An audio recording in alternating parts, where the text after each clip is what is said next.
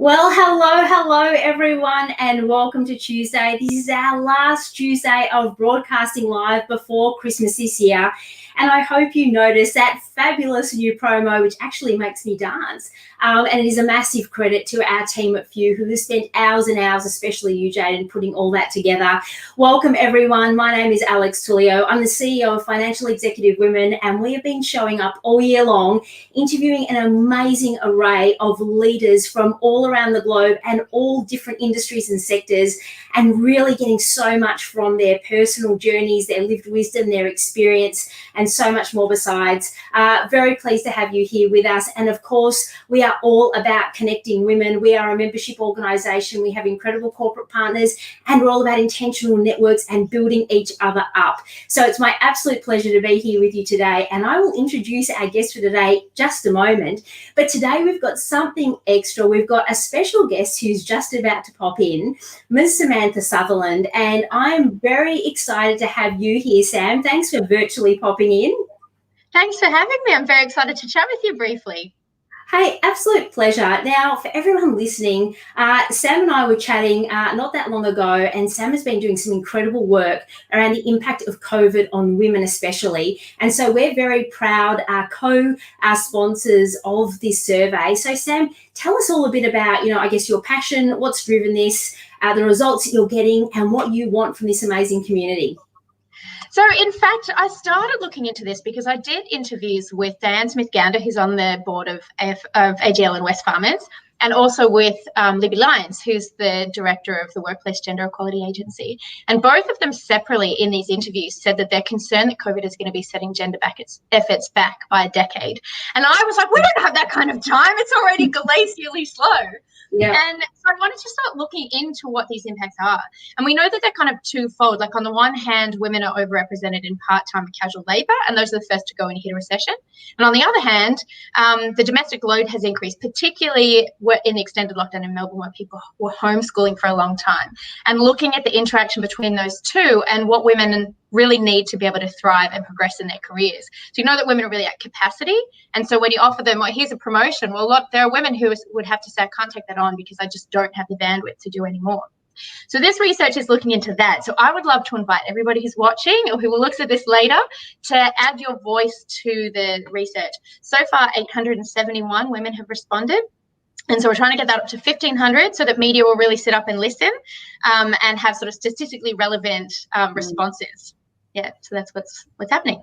There's so much to this, and as I said, we're really proud to be associated, and anything we can do to push this out. As I say, and I was saying to you before, we all, being women, we do get angry and annoyed when our voice isn't heard, and this is such an easy opportunity to just get, as you say, add your voice to everyone else's, Sam, and really make an impact here and really get a feel of what's been happening.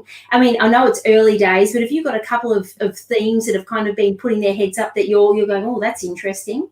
Yeah, so I haven't sort of looked into the data in detail yet, but so these are kind of anecdotal stories. But on the one hand, we've got definitely this increased load at home, and even men being at home more of the time doesn't seem to be changing the balance of the load. Mm-hmm. So I did a couple of pieces to broadcast a survey, which were in Women's Agenda and Mamma Mia. And one of the women I interviewed for that said, it's a bit better because her husband's at home or he can see the mess a little bit more. But she said, I don't think he's made a sandwich for me the entire time since March, hasn't made her one sandwich. But then on the other hand, I spoke to a woman who's been working part-time in one of the big banks. And she said, I can't remember the last time I didn't work a Friday, even though she's being paid 80%. And now, of course, with everybody working from home, there are men in her group who are picking kids up from school. Now that school's back, we're taking them to after-school activity. She said, this is ultimately good for families and for women, but all the men who are doing it are being paid full-time, and all the women who are doing it are being paid 80%, and that needs to be addressed. And so I think that we're going to find some interesting things like that coming out of it, like these real imbalances between at both home and work. Which have a huge impact, right? So thank you so much for doing this. It's a really important piece of work. And everyone, I know Jaden has put the link to the survey. All of you out there can see that. And certainly, please do add your voice to this. It's really important. Sam, thank you so much. I know you're going to be with us next year anyway. So we're going to be sharing the results then and getting into more detail. So thanks so much for popping in. Thank you for your support. Pleasure. Now it's my absolute pleasure. All of you know by now I get very excited about guests, and today, of course, is no exception. So I'm here today with the fabulous Yolanda Beattie, and if you don't know Yolanda yet, let me introduce her. Yolanda spent the first 20-odd years of her career in public affairs and marketing roles, where she learned about the power of ideas to influence people, both good and bad. In the last 8 or so years, those ideas have focused on human fulfilment, potential, and effectiveness under the banner of diversity and inclusion. After spending 3 years as the head of public affairs at the Workplace Gender Equality Agency and then as leader of the learning and inclusion consulting practice, she went out on her own and started Yo&Co in early 2019. Now she mostly spends her time helping clients see how their ego threats undermine their growth and performance of their teams and what they can do to shift them. Yolanda, it is so great to have you here. Welcome. Great to be here, Alex. So there's so many places I always want to start, but you know, the question I do love to ask is, it's one thing to hear about the formal bio. Tell us a bit about the Yolanda Beattie story in your own words. So I spent the first 20 odd years, as the bio says, doing marketing and communications roles, most financial services. So from organisations like Bank to insurance companies like Insurance Data Group, and I did in financial services PR and helped run agency for several years. I wanted to kind of get out of that work of influencing what companies did and into the game of influencing what companies did. So I always had this this yearning to have impact on some level, and that just the comms is only satisfied so far. So I went into the master's degree in policy. So that kind of had been wanting to kind of get stuck into ideas. You know, ideas is always the and juicy ish, always the stuff that was my boat. So went and did master's. Absolutely loved experience. Ultimately use it much, but the learning that I got in that process about how to deconstruct ideas, the power of models and frameworks to help pull together concepts in a way that engage people was a big part of that process. How, you know, the employee research and all that stuff that you do in a master, that are kind of core skills that I apply when you start developing an IP and ideas in the world. And then had a baby. This is about 30, 34 now. Had a baby and had an opportunity to move to the financial services world and into the world of gender equality and the opportunity the Workplace Gender Equality Agency came up. For me, that was about fun enough. I mean, I was always interested in gender issues. I sat on the board like WCASB, which is a national organisation, global organisation. And so I've been exposed to some of those topics. I did go to that, or kind of into that role because that was the main issue that I wanted in touch with or start impacting. I was interested in this combination of a social issue that's such resonance is like nearly 10 years now, right? So back then, it was just to come to the mainstream consciousness around its business relevance. So this big kind of social agenda, but this really business and economic agenda. And it was those two themes, if you like, that for me were so powerful, and what felt deep passionate about having a voice on and having an impact on. So I did that role for 3 years, then was approached by Mercer to take what I'd learned, profile again, and the kind of relationship built to get into a consulting business at Mercer. Did that for years, and a couple of years ago have that on my own, and still do a bit of work, but now find myself doing a lot of work in the market of kind of leadership and high performing teams. And I'm happy to dig a little bit more in how that segue worked, if that's of interest. Oh, absolutely. And so the question I've got again, so many. Tell us a bit about that really working out what your purpose was and having that impact, because I think a lot of community, it takes a while. And certainly for me, you have inklings and you do different things. And, I'm a big believer that everything we've done, that experience, even if it's not immediately apparent, kind of leads us to, the path where we finally where we find ourselves. But for you, where was that point where it went from, I'm passionate about this and I feel strongly about this, to actually this is my purpose and impact in life, and then taking that huge leap out into your own business? Well, I think it's back to this question, what impact do you want to have? And that idea of impacting what companies did, not what companies said, was a decision that became clear to me kind of in my late 20s, actually 20s, early 30s. But it took me a while to figure out how I was going to act. So I knew that I wanted to have more impact. I knew what mean look like in terms of type of issues that I wanted to invest my time, talent, and energy into. But almost like all these things, just like their job came when it did, and I was the right person for the role, and then getting that opportunity impact, such an important issue at a national level when you have that kind of role, for a government agency. Was such an incredible rewarding experience. And then was looking to been there for 3 years and have a bit of a tendency of getting a little bit restless for 3 years, looking at challenges.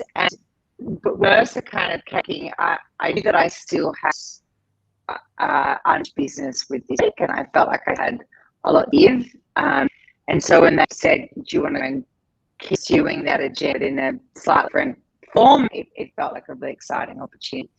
So, I thought these things, it takes time.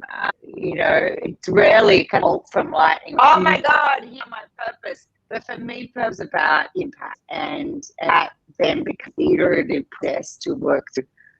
How do I want to make impact to I am today, which the type of work that I make at a more individual level. Yeah, I love it. And you're right, it is a process and a journey. So how was it going from more corporate roles? Because I guess you and I in different places we've worked, but sort of that similar trajectory in terms of big corporate roles, senior roles. Working for yourself is very different. How did you find that transition? First, it was incredibly challenging in a mindset perspective. So I've always seen myself as part of the corporate machinery. I worked in these organizations. Mercer's a global organization. He's a classic kind of this girl who, really admired my dad, who was a very senior corporate as well. And I kind of had this whole identity around being that kind of corporate woman, and saw a lot of power and ego right up in that as well, that I didn't actually understand just how much that part of my identity, and therefore how hard it was when I made that shift. And so thankfully, Mercer was great to me with that decision to leave. And I had a major project which I was running with the investment management industry called Future Impact. I was about attracting more women into investment roles, front office roles, and anybody who's worked in a funds manager knows they are few and far between. Mm-hmm. And so that project was my baby, and my boss really backed me to take that project with me. So it meant that I had something to start with, which was a big part of the financial security. When you're a single mum, that stuff obviously really matters in particular.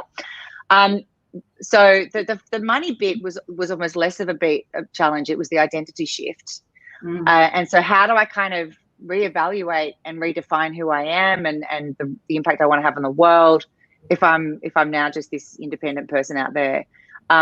And for that, I was lucky to find a tribe with a group called Thought Leaders Business School, which I know you value a lot as well.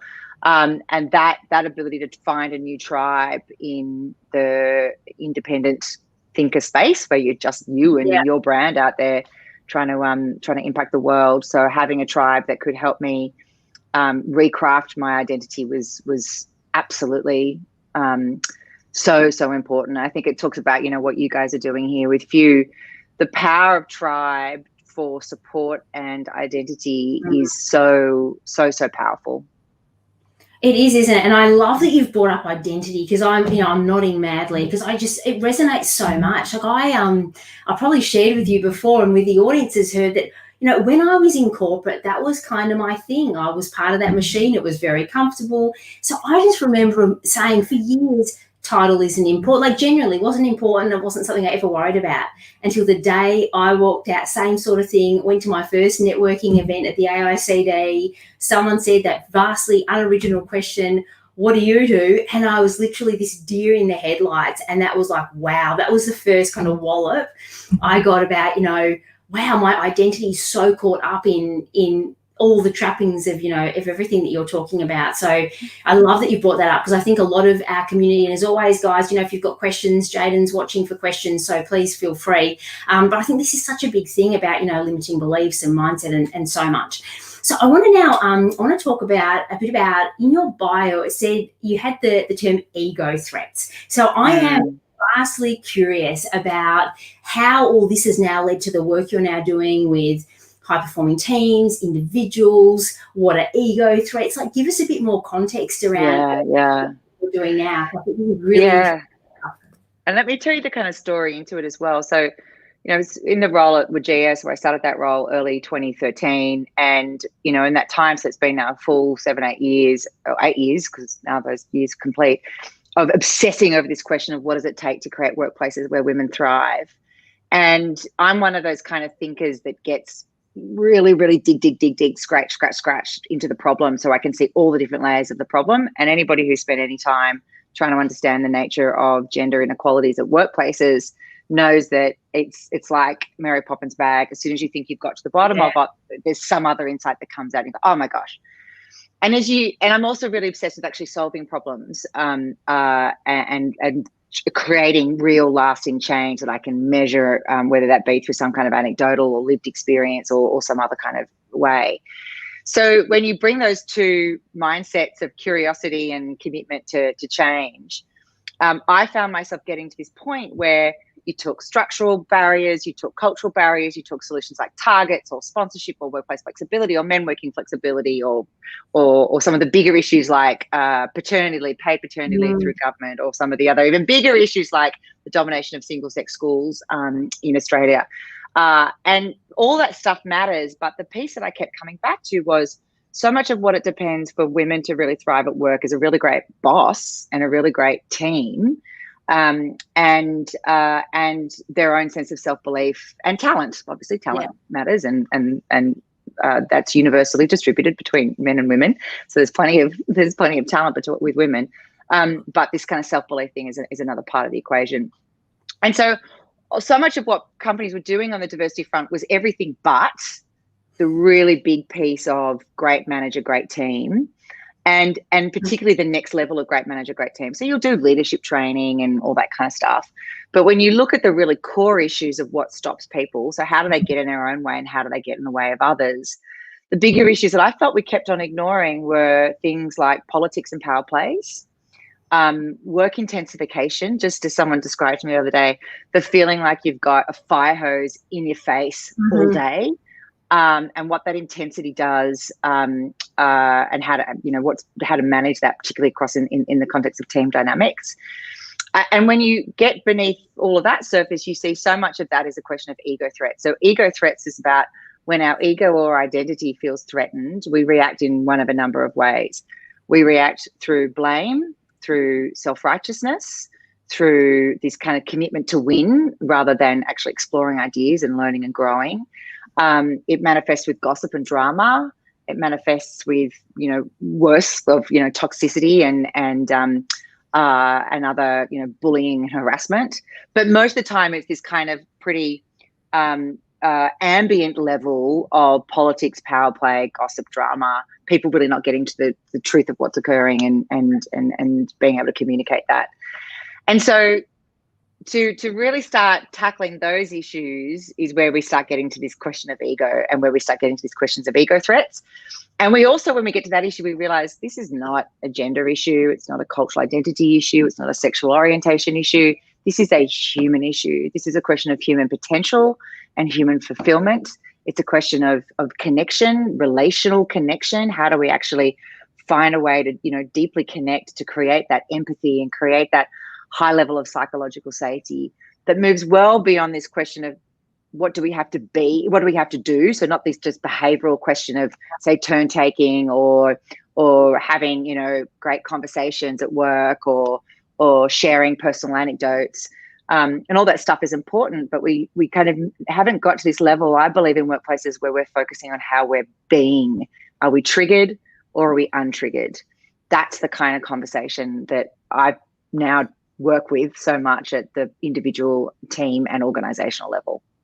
I love this because, I like you. It's so important to get, I think it's the underneath the surface. And I think for so long, we've talked about it, it's always been, it's kind of the badge of honor, isn't it? It's the busyness. I mean, again, we could probably talk for hours on all of these things. It's the busyness thing. It's the climbing the ladder. It's the politics. It's the, yes, I work 7 days a week and I'm on 6 a.m. flights to Sydney or wherever. Yeah, all of that and you're right, it's norms and structures and like there is so much to this.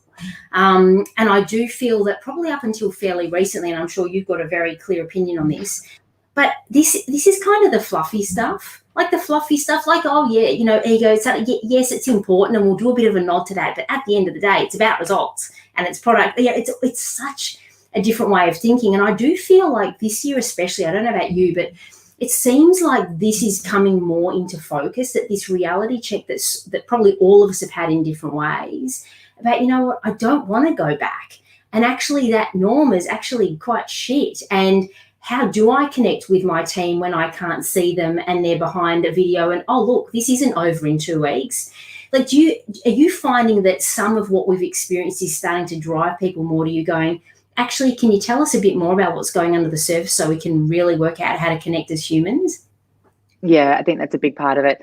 I also think it's people realizing, and this takes a bit of a conversation, but my assertion is everything that has gone wrong in your organization, every bad decision, every team dysfunction, every ethical, cultural stuff up, and we've got, especially in the financial services industry, obviously we've got a lot to kind of choose from there.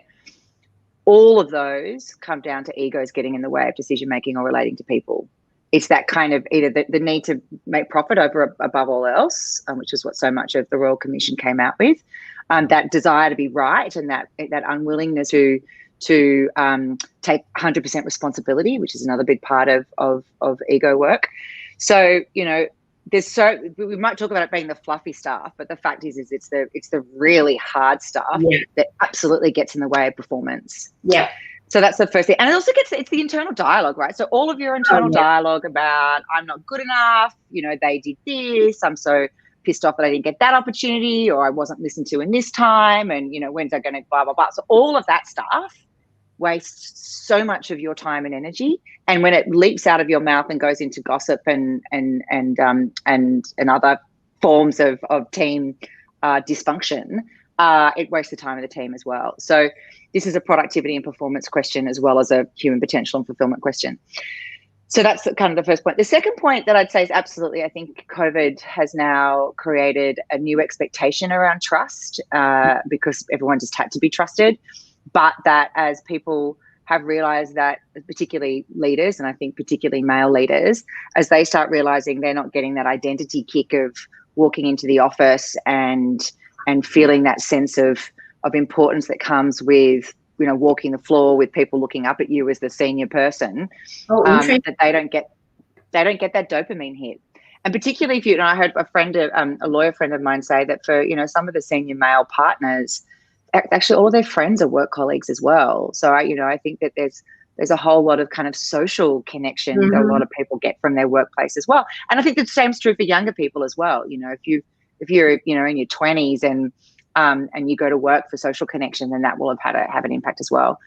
So yes, I have people coming to me saying, we've been kind of struggling along all year, and now we're kind of at that point where, the emails are getting more and more nasty, and this particular team is like really kind of, fraying at the edges, and legacy, decisions that were made a year ago that people weren't happy with, they're still holding on to, and they're having it undermine their ability to buy into any new decision that the team's making.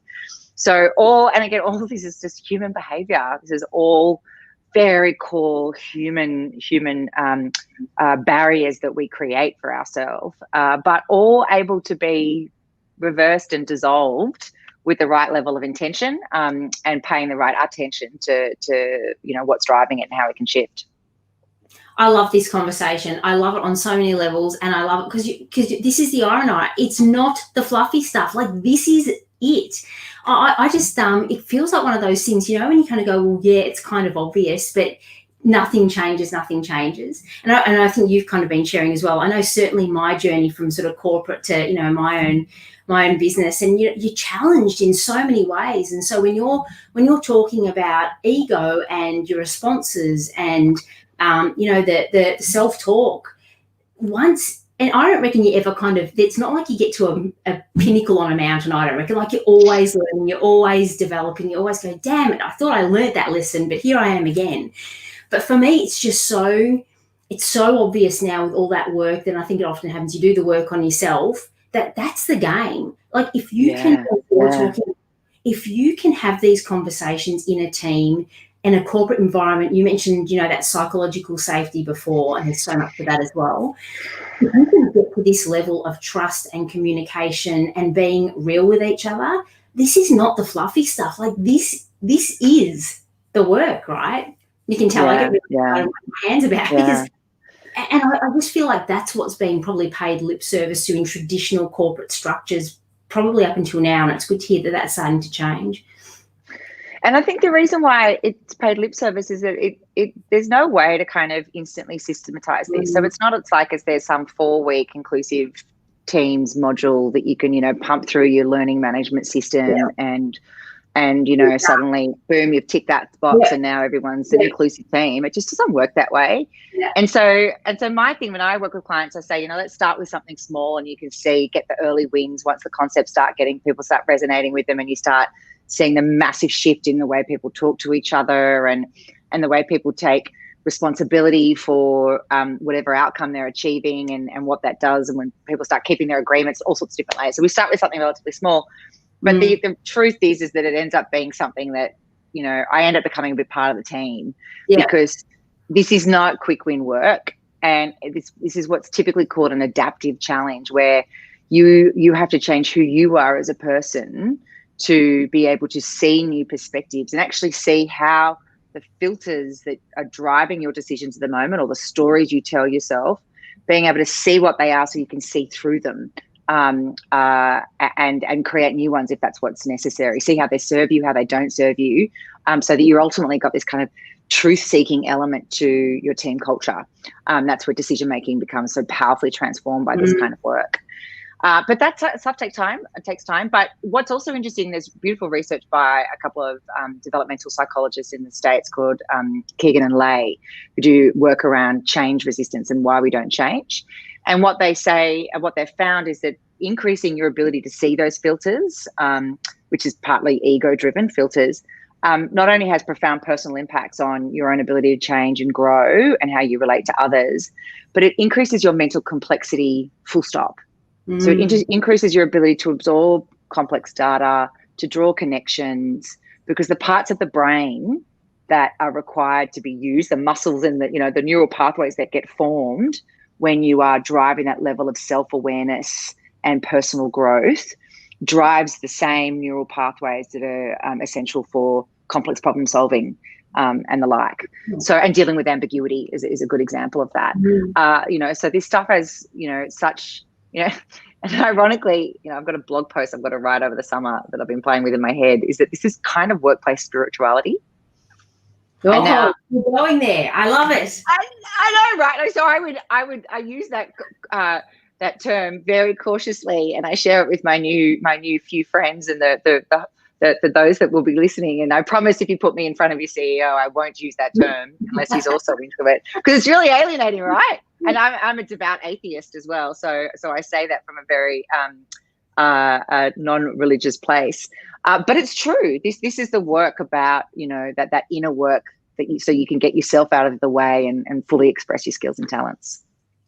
it's important. And I think it's great that you've said that. And, we have a bit of a laugh, but people do feel uncomfortable because this is like, oh, you're getting a bit, this is the fluffy, all the woo-woo. But it's all about the mind. And you've got to do this work if you want to be, I believe anyway, because being a leader, I mean, that's one of those things that's been talked about for, eons.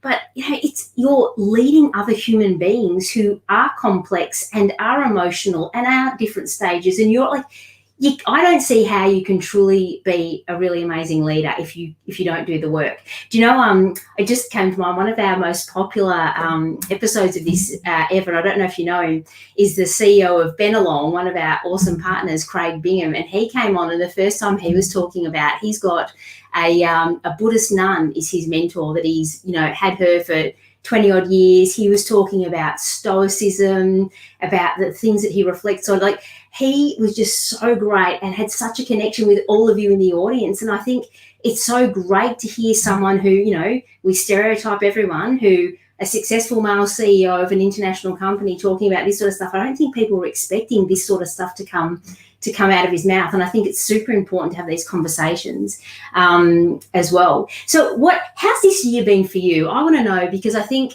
part of our journey as well, isn't it? It's, we're kind of going through this ourselves. Like, what have you had to rely on in your kit bag to navigate the beautiful 2020? Yeah, look, funnily enough for me, I reckon this has been my best year yet. And not because it's always been easy, but because it's definitely, I feel like I've learned and grown this year more than any other year. So a couple of things have driven that. Firstly, I was incredibly fortunate that when just before the borders started closing in March, my daughter and her dad escaped New South Wales and the inevitable lockdown that was going to be, small house, and that's my ex-husband as well. So he just moved out of the house, and so it was going to be the three of us in this relatively small terrace house in the inner suburbs of Sydney, and that was just a recipe for disaster. So they got a camper van and hit the road, and he runs an outback expedition tourism venture in far north Queensland, and so they made it to Townsville, and that meant I had 8 weeks alone in my house for the first time in my whole life. And I'm that classic extrovert who's gone from either being terrified to being alone to okay with it and working with it, but never really fully at peace with it. And what I learned from those 8 weeks was I'm fine. I'm going to be fine. That I am enough, and I'm going to be fine. I'm going to be fine alone. And when you're a single mum as well, that's learning that and deeply knowing that is life transformational. And to get there, I mean, I didn't just sit passively and go, or even I did lots of meditation, but I did a lot of my own personal development through that time. And part of that is what I bring into my course as well. So that's the first thing that's been the absolute key for me in 2020. The second thing was that there's this whole new permission to do work calls in your active gear. That obviously everything's done on Zoom now anyway. And what that's meant is that I can't tell you how much of a big deal it is, because it means that I can now 100% prioritize my health or my child as well as my work. So I don't have to, I mean, I've obviously, made a bit of an effort for today. And if, I'm running a workshop or something, I'll put on a face of makeup. But otherwise, I now don't have to spend time on what I look like and whether my child's about to walk in, because there's this new level of acceptance that everybody seems to have. And again, for, the single working mom who's running her own business, I reckon that saves me at least 10%, 20% of my energy levels, as well as giving me the ability to be able to make all that stuff that's really important to me, i.e. exercise and drop-offs and pickups and all that stuff, happen with a whole lot less friction. Yeah. So that's been big. And then the other part, of course, is this is the second year of my practice. So, building momentum in what I have to say, what impact I want to have, the profile and positioning I've got in the market, other feedback I'm getting from clients, testing my programs and experiences, you know, all that stuff starts coming together in a really exciting way come the second year. So, you know, I've had a great year and I can't wait for even bigger and better one in 2021. I love to hear this because I think it's great that you're sharing that, because we're not saying, hey, yeah, you know, it's been challenging, I think, for everyone in different ways. But I agree. I think there are lots of moments of reflection and celebration that they might have still been hard. Is that your puppy? That's my puppy, and I think someone coming to knock on my door.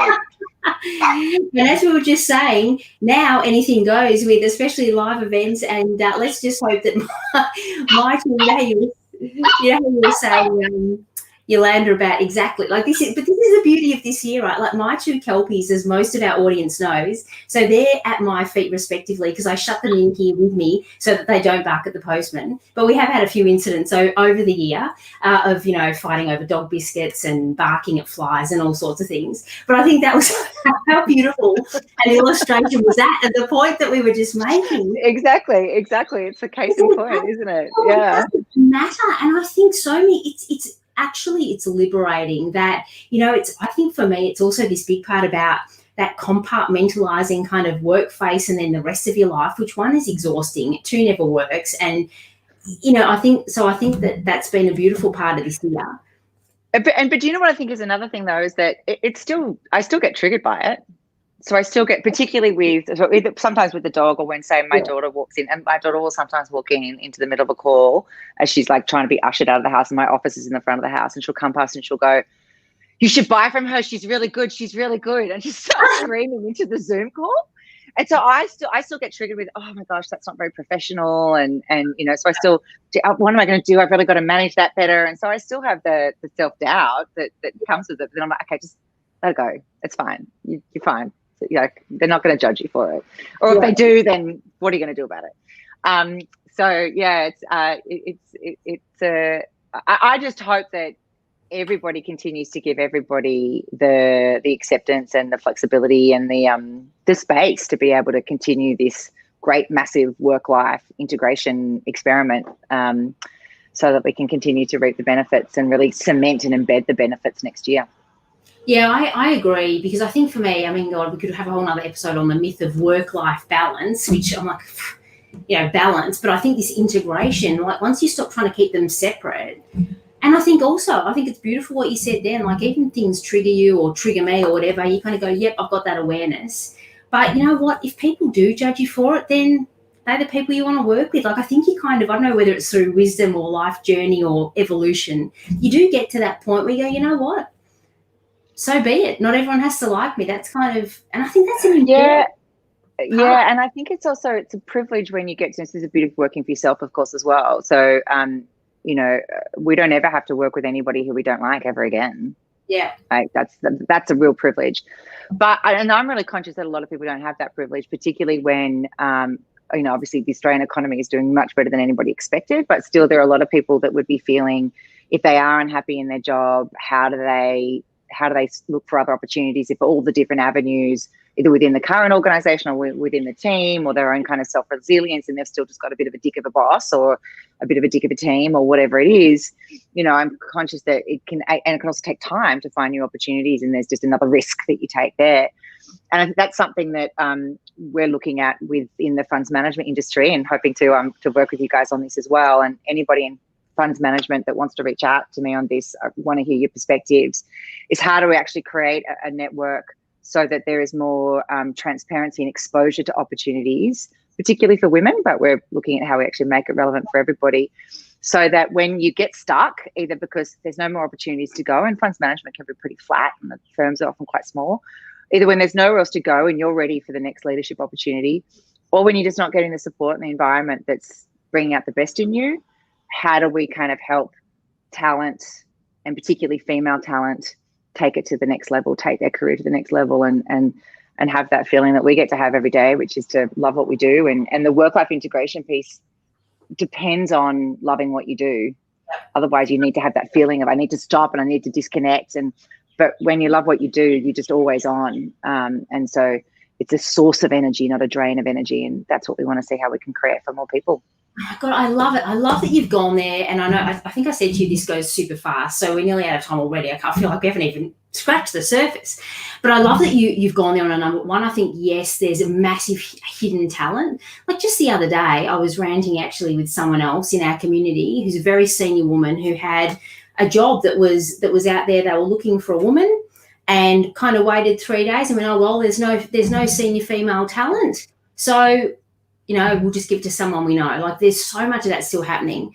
But, it's a lot, and it won't surprise you at all, Yo, because a lot of what we talk about in our community, like, we've got women and amazing men at all stages of their career, from emerging leaders right through to really senior C-suite. And I reckon, bar none, we'll have conversations about confidence, how to articulate, what you're great at, transferable skills. Networking feels a bit, oh, I know I should, but I don't. And I think this is kind of the point, right? Like, you need to be intentionally networking and making these really strong, not just for the sake of adding to, the number of people on LinkedIn, but do the work before you need it, because this is when, this is where the opportunities are, and there's heaps of female talent out there. Yeah, and I think, though, going to Sam's point before on the survey is that, but if you're already, got the fire hose in your house or face all day, and you're taking the domestic burden, and you're a single mum and might not have much help from your kids' dads, trying to find that time in to manage your career, just finding the time and the headspace. Yeah. And so we need to enable it and facilitate. And that's why platforms like this are so important. And I'm really looking forward to seeing how you and I can continue to work in that space to really make it a much easier experience for more women and men over the coming years. Oh, well, I can't wait. It's been so good to have you on the show. Now, before we end, so you've talked about, and I know we've just skimmed the surface, but you've talked about so many interesting topics. We have loads and loads of leaders and their teams listening. So if anyone's really resonating on any angle about, gosh, yes, I want that, I want to work on the team, or ego threats, yep, resonating on any level, how can they reach you, work with you? What's the next step? Yeah, great. So if you want to end blame, gossip, drama, help have more responsibility, and really just have more fun and get more done in your team, you can check me out at yoandco.com.au. My contact details are in there. Otherwise, LinkedIn. I'm reasonably prolific on LinkedIn. I've got a blog you can subscribe to, but LinkedIn is probably the best way to direct message me, and I will come back and love to have a chat. Yo, thank you so much. It's been so great. And definitely, I know we're going to see more of you in this amazing community in the new year. Have a brilliant Christmas, and thank you so much. You too. Yeah. Everyone, have a great day. And don't forget, tomorrow, last episode for the year, it is episode 100, 9 p.m, streaming to you live from Poland, of all places. See you then. Bye.